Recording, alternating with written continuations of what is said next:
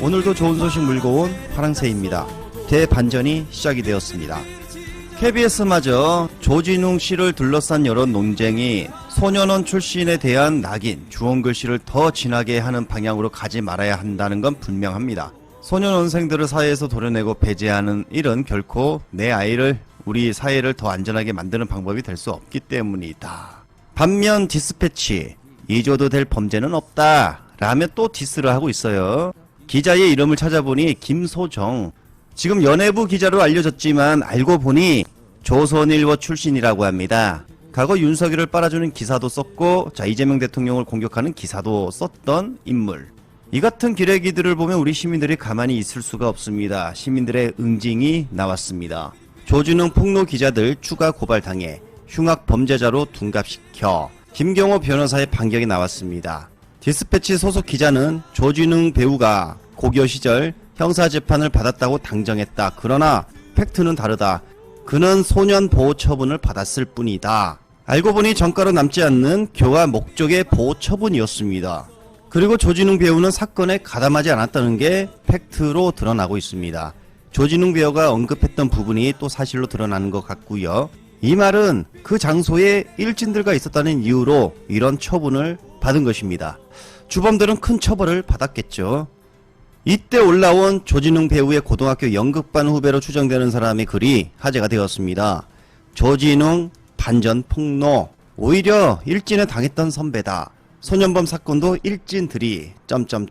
글쓴이 A씨는 1995년 고2였을 시절 같은 학교 연극반에서 조진웅을 처음 봤다라고 알렸습니다.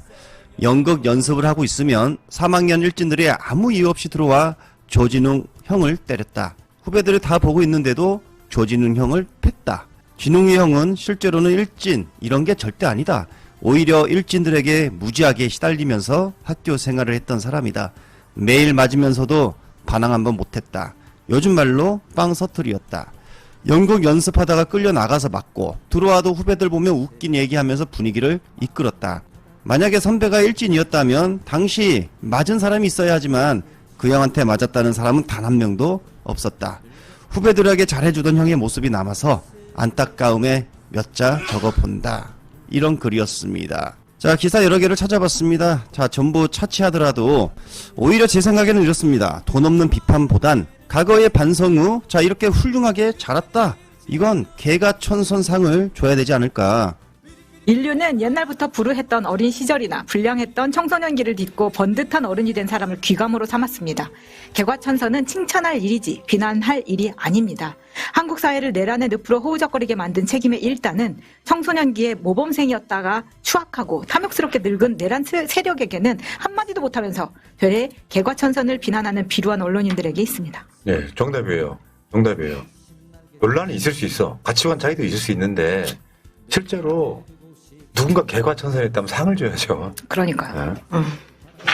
자, 김경호 변호사. 네, 모범생은 괴물이 되었고 문제아는 진정한 어른이 되었다. 우리는 배웠습니다. 실수는 부끄러운 것이라고. 하지만 우리는 잊었습니다. 반성 없는 성공이 가장 추악한 죄악임을.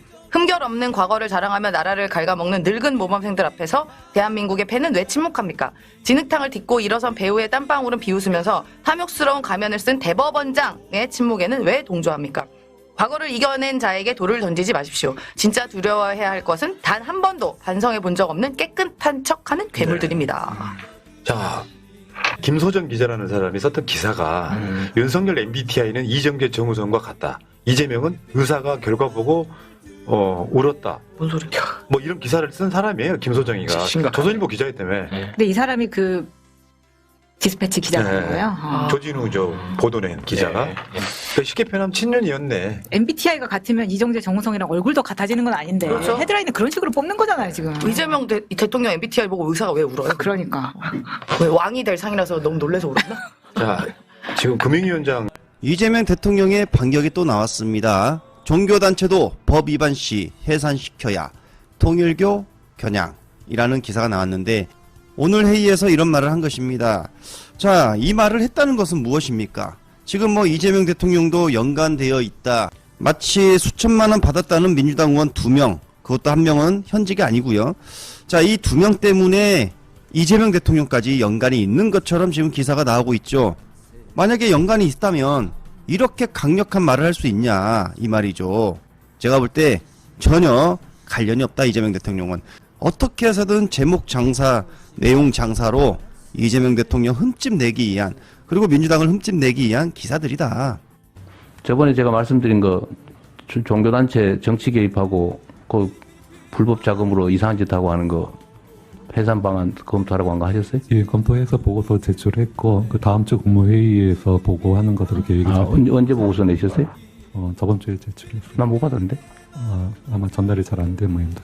법원이 최종적으로 판단하겠지만 해산 권한은 어디 있어요?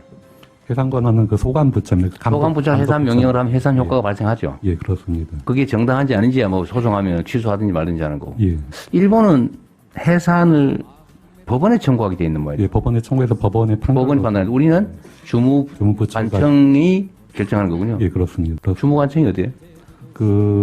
지금 종교단체 같은 경우에는 문체부로 알고 있습니다. 알겠습니다. 나중에 다시 추가로 예, 확인하겠습니다. 상세히 보고하겠습니다. 네. 우상호가 매부쇼에 출연해 대통령은 개혁주의자지만 방법에서는 실용주의자다. 대통령 언급을 엄청 많이 합니다. 대통령이 주신 여러 번의 지침, 개혁을 미루지 마라. 그런데 지혜롭게 하라. 라며 지혜롭게 할 수 있는 방법이 여러 가지 있는데 자꾸 싸우는 방식으로 하는 게 개혁의 전부는 아니다. 그래서 우상호가 신중했다. 이건가요? 대통령을 왜 이렇게 많이 팔죠? 이거 당연히 기사가 나오죠. 이미 기사가 나온 걸 제가 보고 있습니다. 자, 우상호는 그러면서 대통령이 저렇게 말하면 민주당이 막 밀어붙이라는 건가 보다 하고, 당에서 막 하면 대통령은 당이 요즘 왜 이래요? 라고 말씀하신다. 개혁은 하라는 얘기고 방법은 지혜롭게 했으면 좋겠다는 말씀. 그러니까 이 말을 가지고 자기가 해석을 한 거예요. 내란 재판부는 2심부터 하는 게 좋겠다라고. 지금 내란 재판부를 설치하면 아마도 2심부터 하지 않을까? 그래서 지금 해야 된다는 거죠. 늦지 않게. 그리고 우리 당원들이 계속 외쳤던 게 무엇입니까? 내란 재판부 빨리 설치하라. 이거였습니다. 그런데 지금까지 연기가 되었습니다. 그 이유가 여기 있잖아요. 바로 대통령 팔이 잼통령을 팔면서 우상호가 김병기에게 지시를 내렸겠죠. 그래서 김병기가 계속 반기를 든 것으로 생각이 들고요. 그런데 그걸 모르는 당원들, 그 일부들은 청 대표만 공격합니다. 이 진실 알아야 될 것 같고, 과거 기사를 봐도 또 이게 언론을 통해서 나왔어요. 당 가녀 말라. 누구 뜻인지 알겠나? 라며 또 잼통령을 판 우상호. 그래서 정청래를 또 막아섰습니다. 자, 우상호가 정청래 당대표에게 아니 내가 정치를 해도 막말로 여기 있는 사람들보다 더 오래 했고 내 스타일 잘 알지 않느냐. 내가 지금 대통령 이름 팔아서 내 주장을 하러 여기 앉아있나? 나 그런 사람 아니야. 그런데 방송만 나오면 왜 대통령을 그렇게 팔죠? 당이 참여하지 말라는 게 누구 뜻인지 좀 아시겠나? 자, 이렇게 목소리를 높여 싸웠다는 것이죠. 이 당시 개혁 TF 검찰청 폐지하고 뭐 공소청, 중수청 이렇게 신설하자. 이 TF에 대해서 당은 빠져라. 근데 같이 하기로 협의를 이미 한 상황에서 당은 빠져라. 정청래 공은 주지 않겠다. 여기서 김민석 총리가 등장해 정청래 당대표 손을 들어줍니다. 실제 국회 입법 과정에서 당과 긴밀히 협의.